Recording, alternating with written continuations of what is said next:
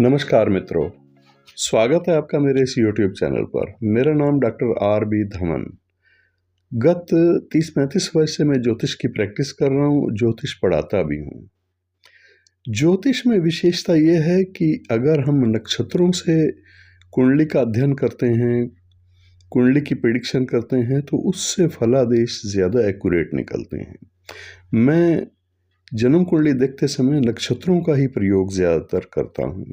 लेकिन आज का विषय है वृहद होरा शास्त्र में कुछ धन योग बताए गए हैं। जिस जातक की कुंडली में ये धन योग होते हैं वो अवश्य जीवन में धनवान होता है। तो धनवान होने के आज मैं आपको 11 योग बताऊंगा, वो योग जो कि वृहद होरा शास्त्र में बताए गए हैं। दोस्तों, पहला जो योग है वो है पंचम भाव में अगर शुक्र ग्रह की राशि हो। पंचम भाव में शुक्र ग्रह की राशि होनी चाहिए और ये राशि वृषभ राशि शुक्र ग्रह की राशि हो। वैसे तो तुला राशि भी पंचम भाव में हो सकती है और वो होती है मिथुन लगन में, लेकिन वृषभ राशि की बात करना चाहते हैं लेखक, यानी हमारे आचार्य जिन्होंने वृहद होरा शास्त्र की रचना की है। तो पंचम भाव में शुक्र ग्रह की वृषभ राशि हो और शुक्र से वो युक्त हो, मतलब शुक्र की स्थिति भी इसी पंचम भाव में वृषभ राशि में ही होनी चाहिए। और साथ ही साथ लाभ स्थान कुंडली का 11वें स्थान को कहते हैं। इस स्थान में शनि की स्थिति हो, शनि ग्रह की स्थिति हो, तो आचार्य कहते हैं कि ये जातक जीवन में विशेष धनवान होता है, यानी उसके जीवन में धन का एक तो कभी अभाव नहीं होता और विशेष रूप से वो आजीवन धनवान रहता है। चलिए, ये तो है धन योग जो विशेष धनवान बनाता है। एक दूसरा योग भी इसी ग्रंथ में बताया गया है वृहद शास्त्र में, और वो भी है धन योग। क्योंकि आज मैं आपको वृहद होरा शास्त्र में ही 11 योग, कुछ विशेष योग बताए गए हैं, उन्हीं की चर्चा कर रहा हूँ। दूसरा योग है पंचम भाव में बुध ग्रह सवग्रही हो, यानी बुध ग्रह की ही राशि हो और बुध ग्रह अपनी ही राशि में पंचम भाव में होना चाहिए। तो ये स्थिति बनती है या तो कुंभ लगन की कुंडली में और या फिर बनती है वृषभ लगन की कुंडली में। अब देखिए, जो कुंभ लगन की कुंडली में बनती है तो कुंभ लगन की कुंडली में दूसरी राशि बुध ग्रह की अष्टम भाव में आएगी।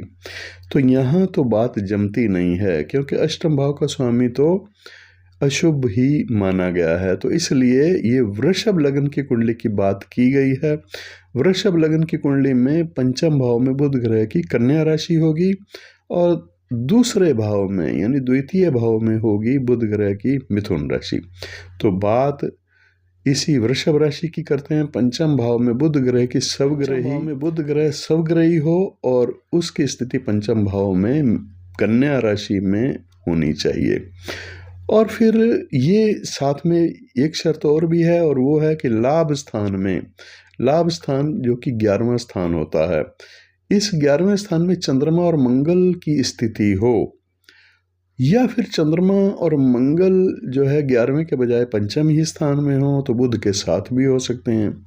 तो ये दोनों ही स्थितियां धनवान बनाने वाली स्थितियां होती हैं, यानी वो जातक या जातिका जिसकी कुंडली में इस तरह का योग बन रहा हो वो जीवन में अवश्य धनवान होते हैं, धन का अभाव उनको कभी नहीं होता। एक इसी प्रकार से तीसरा योग, क्योंकि मैं आज 11 योग बताने वाला हूँ, तो तीसरे योग में आचार्य वृहद होरा शास्त्र में बताते हैं कि पंचम भाव में शनि की राशि हो। पंचम भाव में शनि की राशि 2 लगन की कुंडलियों में हो सकती है, या तो कन्या लगन की कुंडली में हो सकती है या तुला लगन की कुंडली में हो सकती है। कन्या लगन की कुंडली में ये मकर राशि होगी पंचम भाव में, और इसके साथ ही छठे भाव में भी शनि की राशि होगी। तो ये स्थिति कोई ज़्यादा शुभ नहीं बनती, इसलिए आचार्य जो कहते हैं वो कहते हैं तुला लगन के बारे में। तुला लगन में चतुर्थ और पंचम भाव में शनि की राशि होने के कारण शनि हो जाता है योग कारक।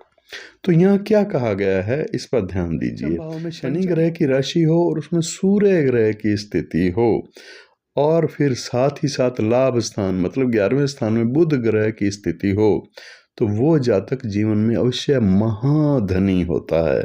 यानी केवल धनवान ही नहीं होता, महाधनवान होता है। अब अगला जो योग है, जैसे कि मैंने आपको पहले 3 योग बताए हैं, ये चौथा योग है।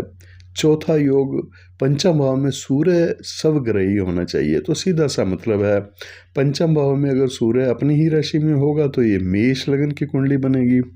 तो पंचम भाव में सूर्य स्वग्रही हो और लाभ स्थान में चंद्रमा और साथ ही साथ गुरु दोनों ग्रहों की स्थिति हो तो वो जातक जीवन में विशेष धनवान होता है। यानी विशेष का मतलब है बहुत धनवान होता है। फिर आगे एक योग बताया गया है और ये योग है पांचवा योग। पांचवा योग में क्या कहते हैं आचार्य? कहते हैं कि पंचम भाव में शनि स्वग्रही होना चाहिए, अपनी ही राशि में होना चाहिए, और ये भी तुला ही राशि की बात करते हैं।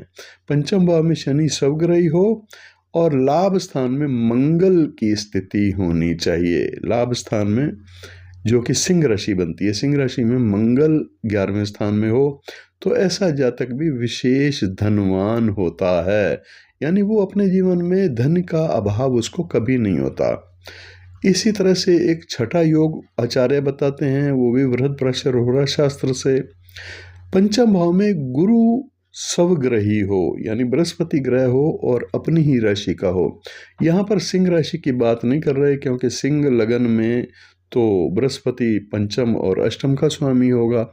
यहाँ आचार्य बात कर रहे हैं वृश्चिक लगन की। वृश्चिक लगन में गुरु ग्रह या तो द्वितीय स्थान का स्वामी होगा या पंचम का भी होगा, तो ये कुंडली बिल्कुल उपयुक्त लगती है इस योग के लिए। पंचम भाव में गुरु स्वग्रही हो यानी मीन राशि का हो और साथ ही साथ लाभ स्थान में चंद्रमा और मंगल दोनों ग्रह हों तो ये जातक विशेष धनवान होता है। अपने जीवन में अवश्य वो धनवान होता है। सातवां योग आचार्य बताते हैं बृहदपराशर शास्त्र के अनुसार, पंचम भाव में सूर्य स्वग्रही हो, अपनी ही राशि का हो, जो कि मेष ही लगन होगी, और मंगल या फिर गुरु ग्रह से वो दृष्ट हो या फिर युक्त हो।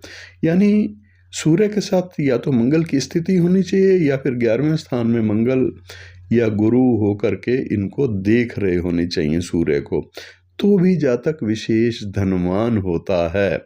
ऐसे ही 8वां योग बताया है आचार्य ने बृहदपराशर शास्त्र में, पंचम भाव में सूर्य ग्रह की राशि हो।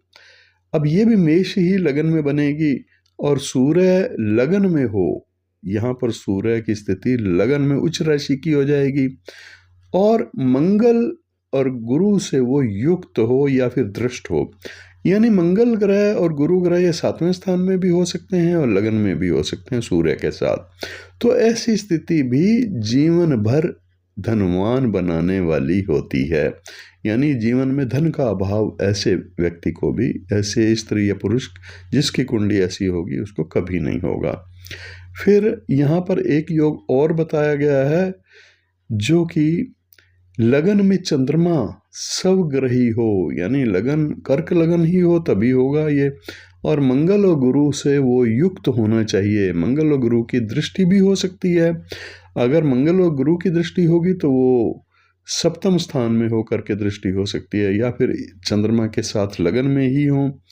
तो चंद्रमा लगन में हो और लगन हो कर्क लगन, कर्क लगन में अपना स्वग्रही चंद्रमा और मंगल गुरु से युक्त या फिर दृष्ट हो तो वो भी जातक महाधनी होता है, धनवान होता है। इसके बाद एक योग और बताया गया है, लगन में गुरु स्वग्रही होना चाहिए और बुध मंगल से युक्त हो या फिर दृष्ट हो तो जातक धनवान होता है, अपने जीवन में अवश्य धनवान होता है। तो ये था 10वां योग। 10वां योग भी आचार्य ने बृहदपराशर शास्त्र के अनुसार ये बताया है। ये योग भी धनु लगन में बनता है, ना कि मीन लगन में। देखिए मीन लगन में अगर बृहस्पति स्वग्रही होता है तो दशम भाव एक्टिवेट हो जाता है, दशम भाव का स्वामी भी हो जाता है। लेकिन बृहस्पति यहाँ पर धनु लगन में होगा तो फिर होगा ये चतुर्थ भाव का स्वामी भी। तो इस तरह से उन्होंने धनु लगन की बात की है। धनु लगन में गुरु स्वग्रही हो और बुध और मंगल से युक्त होना चाहिए या फिर दृष्ट होना चाहिए, तो ऐसा जातक या जातिका भी जीवन में धनवान होते हैं। इसके बाद कन्या लगन की बात की है उन्होंने, और कन्या लगन में उन्होंने कहा कि लगन में बुध अपनी ही राशि का हो। वैसे तो मिथुन लगन में भी हो सकता है, लेकिन बात हो रही है कन्या लगन की। कन्या लगन हो और बुध स्वग्रही हो, यानी अपनी ही राशि का हो, लगन में हो, और शुक्र शनि से युक्त हो। वो शुक्र और शनि से युक्त हो बुध, लगन में ही शुक्र और शनि की स्थिति होनी चाहिए, और या फिर इनसे दृष्ट हो। इसका मतलब शनि और शुक्र जो हैं वो 7वें स्थान पर भी हों तो भी दृष्टि इस बुध पर हो जाएगी। तो ऐसा योग होने पर भी वो जातक हो या जातिका हो, वो जीवन में धनवान होते हैं। तो ये थे आज के वीडियो के कुछ विशेष योग, जो कि धन योग के नाम से वृद्धपराशर शास्त्र में बताए गए हैं आचार्य के द्वारा। तो ये वैसे तो वृद्धपराशर शास्त्र बड़ा महान ग्रंथ है। इस ग्रंथ में अनेकों योग हैं और अनेकों प्रकार के योग हैं। इसमें दरिद्र योग भी हैं, इसकी चर्चा मैं फिर कभी करूँगा। और उन दरिद्र योगों को काटने वाले योग भी बताए गए हैं, यानी दरिद्र योग भी निष्फल हो जाता है कभी कभी और धन योग भी निष्फल हो जाता है। तो ऐसे योग जो कि उस अच्छे योग को निष्फली कर सकते हैं या बुरे योग को निष्फली करके अच्छे में परिवर्तित कर सकते हैं, इनकी चर्चा भी मैं आने वाले समय में करूंगा। आफ्टर ऑल ये जो योग हैं ये तो 11 धनवान बनाने वाले योग आज आपने समझे। तो अगर आप ज्योतिष में रुचि रखते हैं या फिर आप ज्योतिष के विद्यार्थी हैं, तो अपने विचार आप कमेंट्स बॉक्स में अवश्य लिखिएगा। आज के लिए इतना ही, फिर मिलते हैं और बहुमूल्य जानकारियों के साथ। नमस्कार।